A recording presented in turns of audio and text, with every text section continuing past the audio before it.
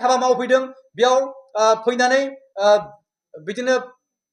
सेंग्रा सिख्ला जमा थालायनानै बिथांमोना गाज्रि खामानि मावदों आरो लोगोसे बिदिनो बेयाव गावनि हौवाखौ गारनानै गावनि हिन्जावखौ गारनानै थाफैदों स' बेफोरखौ संनो थाखाय जोङो संगलि भलन्टियार्स हगारसिगोन बेनि थाखायनो जोङो वार्निं होनो नागिरदों बे खौरांगिरि मेलनि गेजेरजों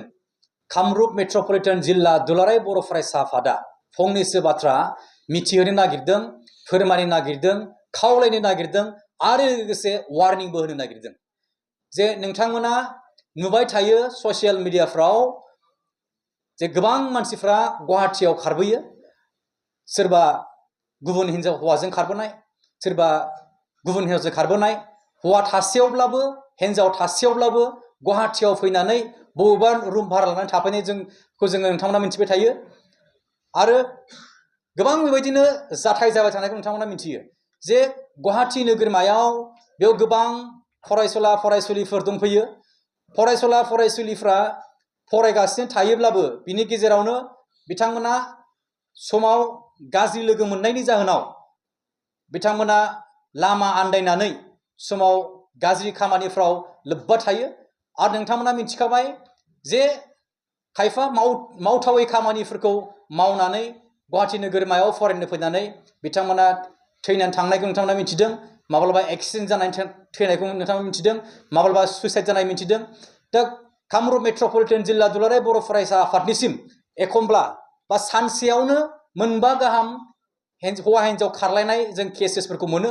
आरो लोगोसे माब्लाबा बिदिनो रेप केसफोरखौ जों मोनो आरो न'खराव हौवा हिन्जाव बुलायनायफोरखौ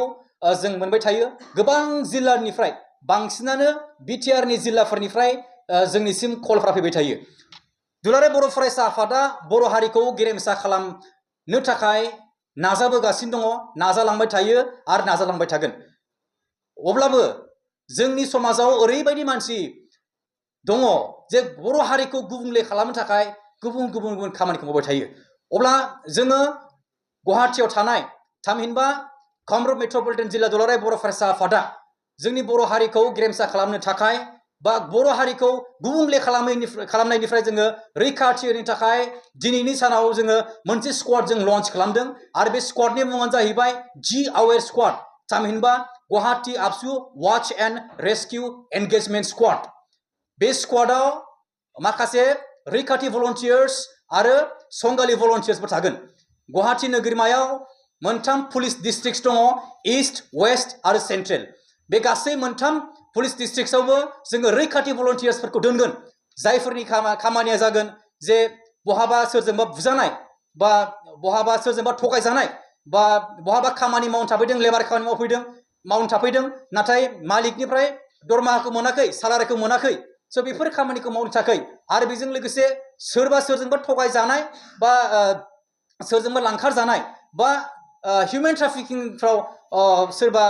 मा होनो हिउमेन ट्राफिकिंनि भिक्टिम जानाय स' बिथांमोनखौ जों रैखाथि होनो थाखाय जोङो बे मोनथाम पुलिस डिस्ट्रिक्टआव जोङो रैखाथि भलन्टियार्स दोनगोन आरो बेजों लोगोसे देरसिन बाथ्रायानो जाहैबाय जोङो गुवाहाटी नोगोरमायाव खना खनला जोङो संगालिफोर दोनसिगोन आरो बिथांमोनखौ जोङो बुंगोन संगालि भलन्टियार्स आरो संगालि भलन्टियार्सफ्रा जोंनिया जागोन सोरबा मैगं फानग्रा सोरबा थेला नारग्रा सोरबा गारि सालायग्रा सोरबा फरायसा बा सोरबा गेदेमा सोरबा अफिसार्सआनो जा गोबां जोङो संगालिफोर दोननो नागिरदों गुवाहाटीनि खना खनला जायगाफ्राव जोङो संगालि भलन्टियार्स दोनगोन जायफोरनि खामानिया जागोन जे बर' मानसिफ्रा गुबुन जिल्लानिफ्राय गुवाहाटी नोगोरमायाव फैनानै जे बेयाव गाज्रि खामानि मावफैदों हाबा मावफैदों बेयाव फैनानै बिदिनो सेंग्रा सिख्ला जमा थालायनानै बिथांमोना गाज्रि खामानि मावदों आरो लोगोसे बिदिनो बेयाव गावनि हौवाखौ गारनानै गावनि हिन्जावखौ गारनानै थाफैदों स' बेफोरखौ संनो थाखाय जोङो संगालि भलन्टियार्स हगारसिगोन बेनि थाखायनो जोङो वार्निं होनो नागिरदों जे आवेर AWARE आबसु वाच एन्ड रेस्किउ एंगेजमेंट स्क्वाड जों बेखौ दिनै लन्च खालामदों बेनि थाखायनो खावलायदों जे जोंनि हारिखौ गेरेमसा खालामनायाव नोंथांमोनखौ बयखौ बाहागो लानो थाखाय जे नोंथांमोना गुवाहाटीयाव फैनानै जोंनि हारियाव दाग होफैया होननानै जोङो बेखौनो खावलायदों आरो जोङो रेस्किउ खालामनाय समाव जों जेब्लायबो जोङो फायखि हान्जानि थामहिनबा जों पुलिसनि आरो गोबां कमिसन्सफोरनि जोङो सहाय लानानै जों खामानिखौ मावलांगोन आरो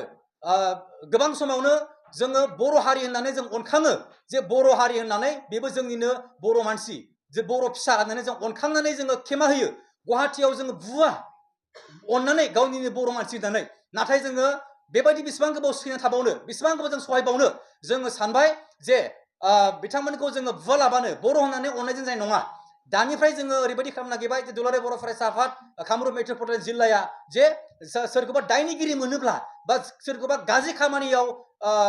लोब्बा थानायखौ जों नुयोब्ला बै सुबुंखौ बै बर' सुबुंखौ जोङो अना लाबानो जों बै बर' सुबुंखौ जोङो पुलिसनो गथायना होगोन आरो बै सुबुंखौ जोङो लकआपआव सोनो थाखाय जोङो नाजागोन मानो होनबा जोङो बिथांमोननो जों लाइ होबाय थाया जेसेबां लाइ होगोन इसिबांनो बर' होननानै जेसेबां अनगोन जों लाइ होगोन एसेबांनो बिथांमोना गाज्रि खामानि मावगोन बिनि थाखायनो जोंनि दानि थांखिया जाहैबाय थिरांथाया बेनो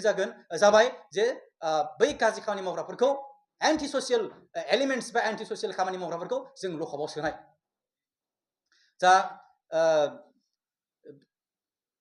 जाबाय दे लकआव सोनाय आरोना सोरहाबा बुंबावगोन